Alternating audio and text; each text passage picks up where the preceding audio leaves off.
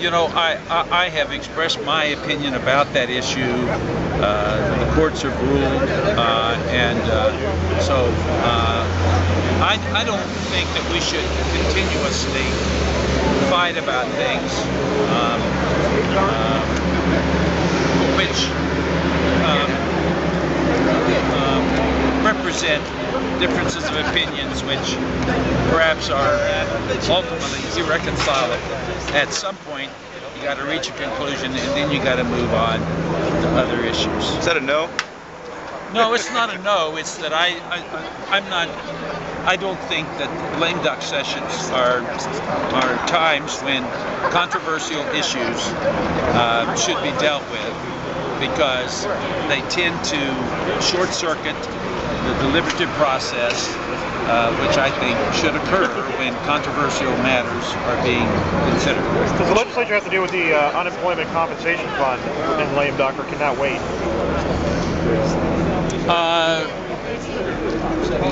The unemployment compensation fund is something that concerns me deeply. Here again, I'm not saying that that it ought not to be dealt with during lame duck, but I do not see that kind of urgency. If it's brought up and I feel like there is appropriate, sufficient time to deal with it in a serious manner, I would consider that acceptable. But here again, the lame duck session tends to be time limited. It tends to be a time when legislation does not receive the thorough deliberative consideration that I think most serious issues deserve. And so I'm not ruling anything out or in terms of the lame duck. I'm just expressing sort of a philosophical approach to lame duck legislation. Would you veto a proposal that would essentially close that 5-day window overlap of voter registration and voting? You know, I haven't really thought about that, but I see no reason to have such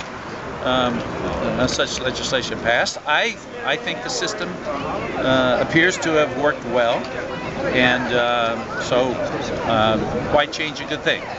Governor, would you be supportive of allowing observers in early voting locations, some kind of provision for that? Listen, as you know, there have been numerous challenges brought during this season. It always happens during an election season, and the courts have made a determination, and I see no reason to change things from what the courts have decided is the appropriate and proper course of action.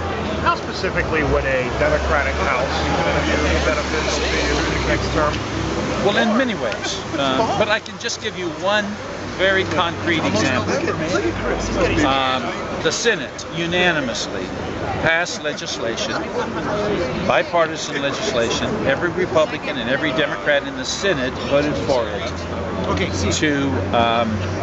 to use our bonding authority to provide a modest bonus to our soldiers who have served, Ohio soldiers who have served in Iraq and in Afghanistan.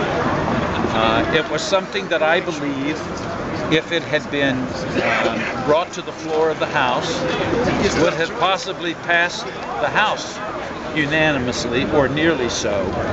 But it was not brought to the floor of the House because the Speaker of the House objected to the method in which that bonus would be financed. Now, that's just one example of how the Speaker of the House, which is chosen by a majority, can be a partner in moving legislation forward or be a major obstacle. And so Next year, we're going to be dealing with some serious issues, primarily education, but the economy. Your education plan will be. How does that help you there? Well, I want partners in the House of Representatives who will work with me to do what I promised to do as governor, and that's reform education and deal with the funding of education at the elementary and secondary levels. It's a very important issue. I think it is the, in terms of long-term progress for our state, it is the most important issue, and it is important that I have a House of Representatives that will be supportive. And quite frankly, my experience has been that it has been easier for me to work with the Senate during my first 2 years in office than it has to work with the House of Representatives, although we have in some very important ways achieved bipartisan consensus, and I've acknowledged that, and I've expressed appreciation for both the Speaker and the Senate leader for their willingness to work in that kind of bipartisan way. But I think everyone understands that, especially when you're dealing with important issues like education, that I, as governor, would likely to have a stronger support with a Democratic majority of the House. Just on the funding side.